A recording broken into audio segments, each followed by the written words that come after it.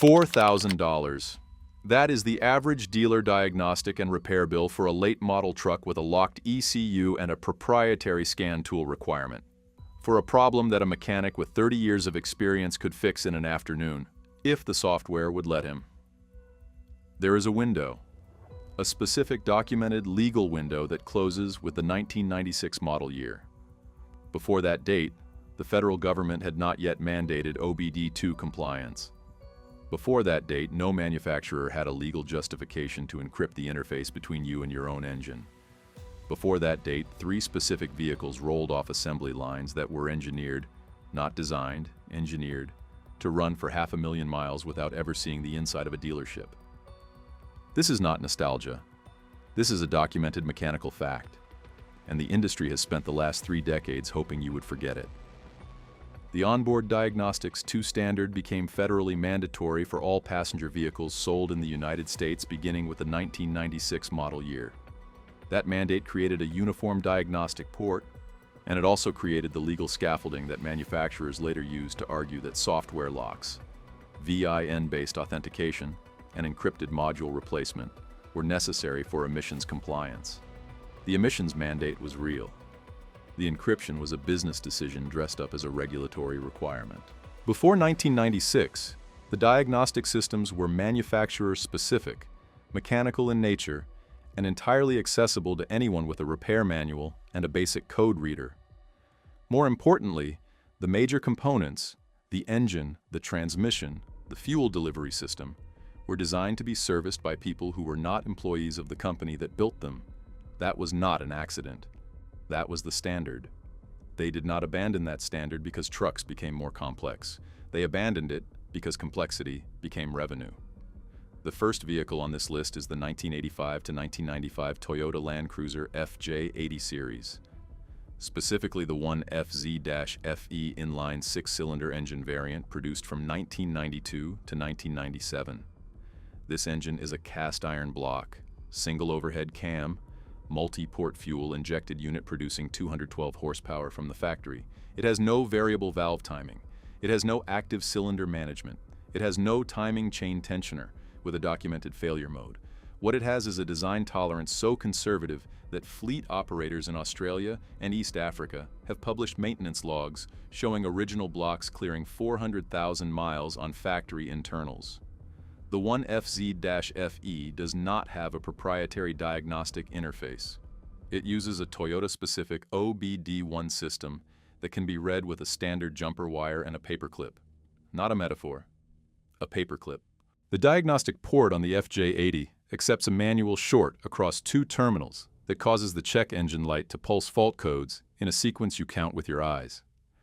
Any mechanic with a factory service manual, available as a free download from multiple independent archives, can diagnose and repair every system on this vehicle without purchasing a single software license.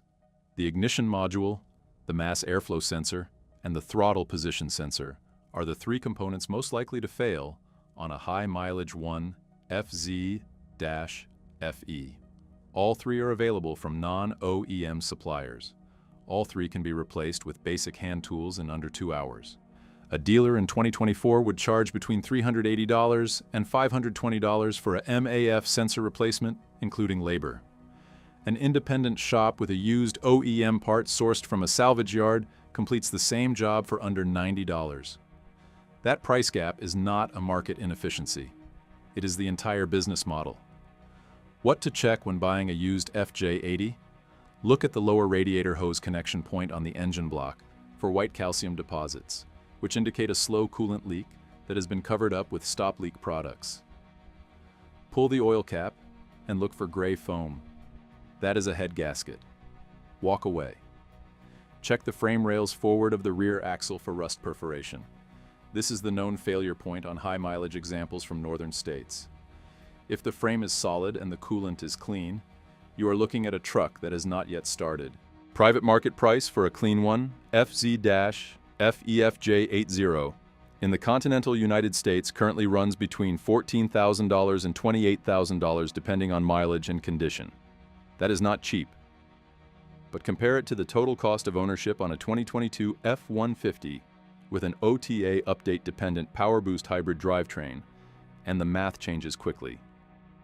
Buying a pre-OBD2 Land Cruiser is not buying an old truck. It is opting out of a system that was specifically designed to make you a permanent customer. The second vehicle is the 1994 to 2001 Dodge Ram 2500 with the Cummins 12-valve 6BT engine. The 12-valve Cummins is the last version of that engine produced before electronic management became standard on the B-Series platform. It is a mechanically injected, indirect diesel with a Bosch P7100 injection pump, a pump that has no electronic components, no solenoids, and no communication interface of any kind. It cannot be remotely disabled. It cannot be detuned via software update. It cannot require dealer authorization to restart after a fault condition. The P7100 pump is widely considered by diesel mechanics to be the most rebuildable fuel delivery component ever installed in a production pickup truck.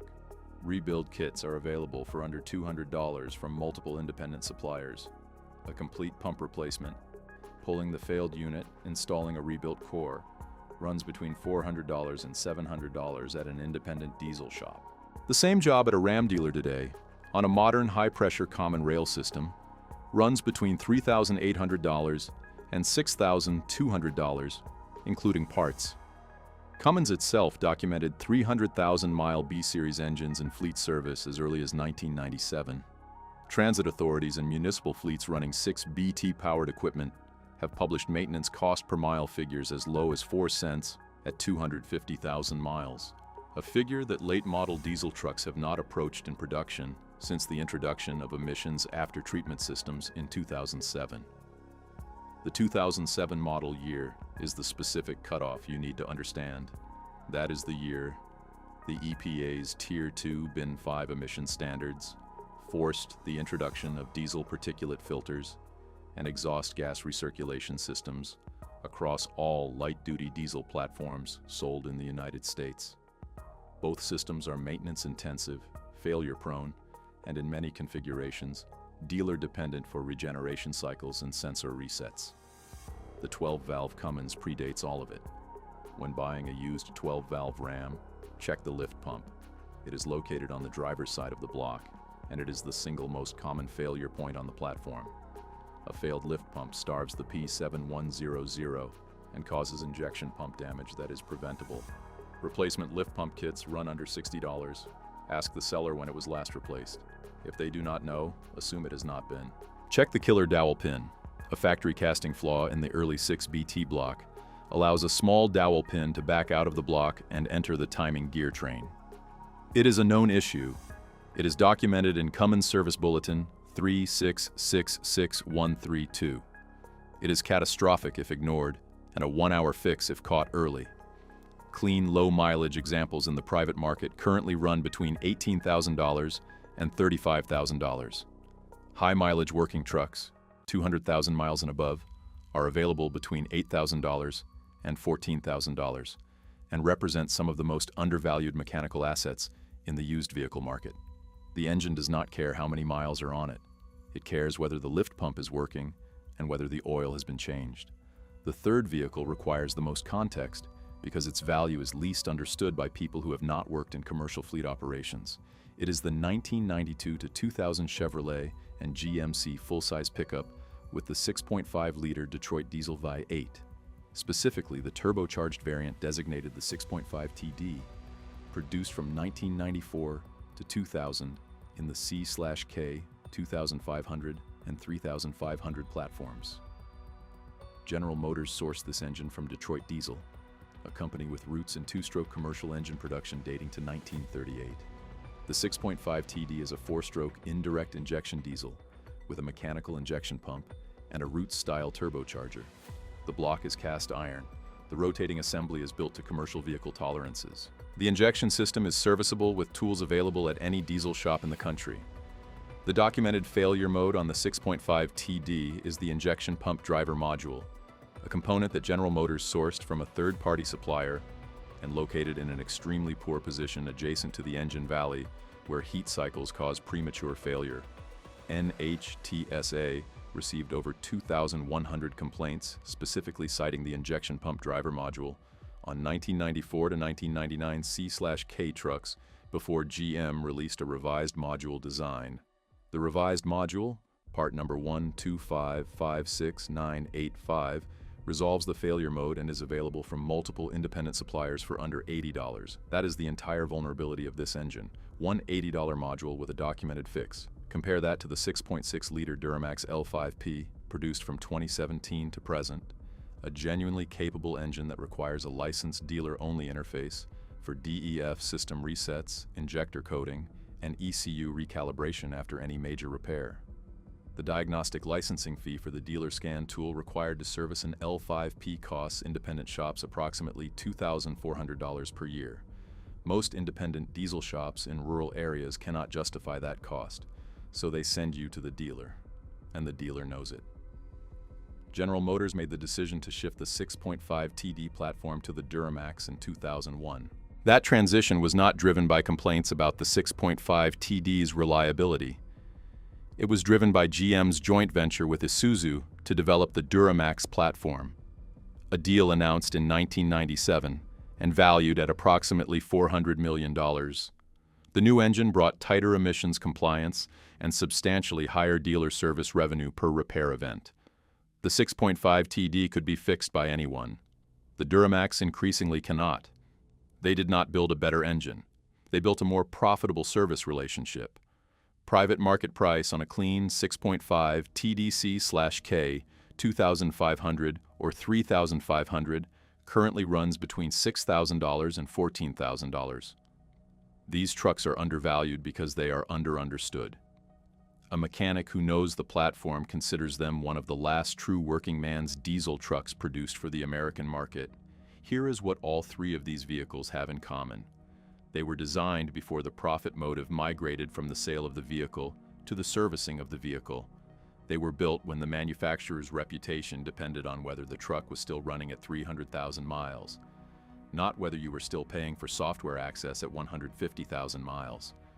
The Right to Repair Coalition, a national advocacy organization, estimates that dealer service monopolies and OEM parts restrictions cost American vehicle owners approximately $50 billion per year in elevated repair costs. 22 states have introduced right-to-repair legislation as of 2024. Massachusetts passed the most aggressive version in 2020, and automakers immediately filed suit to block enforcement. The legal fight is ongoing. The outcome is not guaranteed. While that fight continues, the vehicles on this list are the ones that do not require a legislative victory to keep running. They require oil, filters, a competent mechanic, and the willingness to buy something the industry stopped making on purpose. There is a specific category of truck we have not covered yet. One that manufacturers tried to kill twice, once through neglect and once through litigation, and that independent mechanics have spent 30 years keeping alive anyway. That is the next video. If you want to know which platforms the dealer network actively lobbied to discontinue, and why the aftermarket parts ecosystem for pre-OBD vehicles is the thing they fear most, subscribe.